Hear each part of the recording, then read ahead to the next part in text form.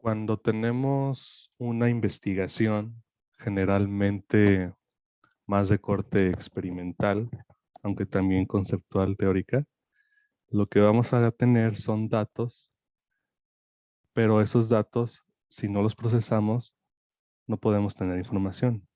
Entonces, a continuación vamos a ver una presentación sobre cómo procesar esos datos.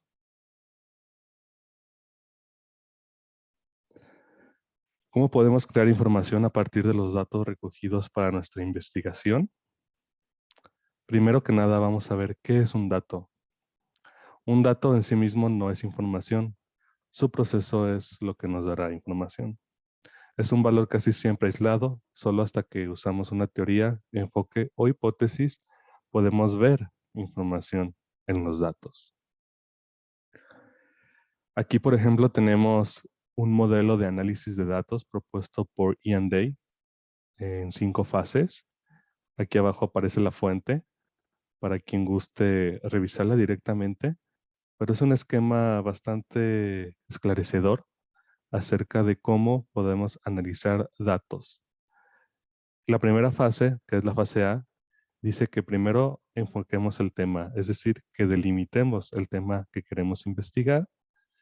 Enseguida vamos a recoger datos, manejar datos, los vamos a leer y los vamos a anotar cuando recopilemos esos datos, cuando salgamos al campo o cuando consultemos conceptos, cuando consultemos una serie de supuestos que se pueden convertir en información.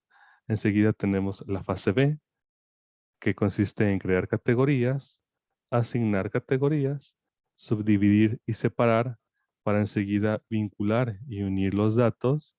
Aquí ya empieza a tener más forma. Luego se conectan los datos y las categorías para asociarlos y vincularlos. Enseguida se verifica la evidencia, por ejemplo, las fotografías, los audios, los textos o todo aquello que recopilemos en nuestro trabajo de investigación para luego interpretar significados y finalmente estructurar y producir el informe final. Aquí tenemos una especie de resumen donde concentra estas fases. Primero tenemos los datos, luego los describimos, enseguida los categorizamos para darle significado, luego los conectamos y al final informamos lo que encontramos.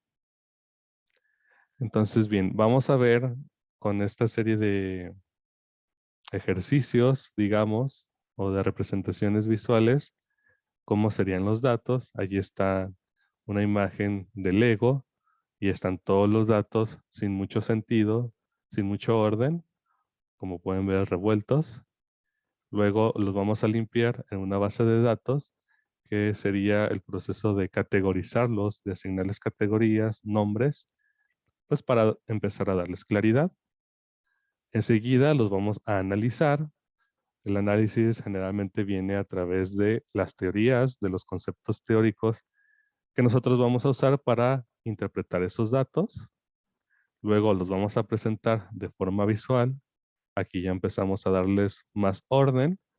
Ya no se parece para nada a la figura 1 que vimos anteriormente. Y finalmente hay que explicar esos datos con una historia para que se pueda convertir en información. Como ven, aquí ya están las figuras del Lego ordenadas, categorizadas, cumplen una función y entonces ya tiene claridad. Eso que habíamos recogido inicialmente en la figura 1. Bien, por eso es que se llama información. Los datos por sí solos no nos dicen nada si no los formamos. Es importante caer en cuenta en esta palabra. Información viene de datos formados. Y los relacionamos entre sí para contar la historia que queremos. Bien, ahora, de la información al conocimiento. Una vez que tenemos la información, el último paso es generar conocimiento. Como se decía antes, podemos usar teorías para que estos datos encuentren sentido y se conviertan en información. Y a su vez, la información, cuando tiene un cauce y se emplea para comprender nuestra realidad, se convierte en conocimiento. Depende de las teorías y el enfoque epistémico que usemos. Es la manera en la que le daremos interpretación y sentido a la información. Veamos esto con un ejemplo sencillo y humorístico, pero que nos ayudará a esclarecer la relación entre la información y la teoría para obtener conocimiento. Miren, aquí en redes sociales circula un interesante texto que plantea una pregunta archiconocida por todo el mundo. ¿Por qué la gallina cruzó el camino?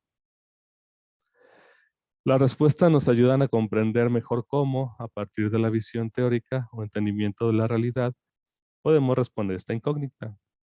Veamos las respuestas de los exponentes más famosos de cada escuela, teoría, visión de mundo o exponentes de la cultura popular. Aquí vamos a pasar las diapositivas y ustedes pueden poner pausa cuando consideren necesario, pero aquí hay un ejemplo de cómo cada postura filosófica, luego teórica, nos ayuda a interpretar los datos o la información, en este caso, de una manera distinta. Ahora sí que depende del cristal con que se mire. Por ejemplo, Platón diría, la gallina cruzó el camino porque buscaba el bien. Aristóteles diría, está en la naturaleza de las gallinas cruzar la carretera. Ahí faltó el acento, disculparán.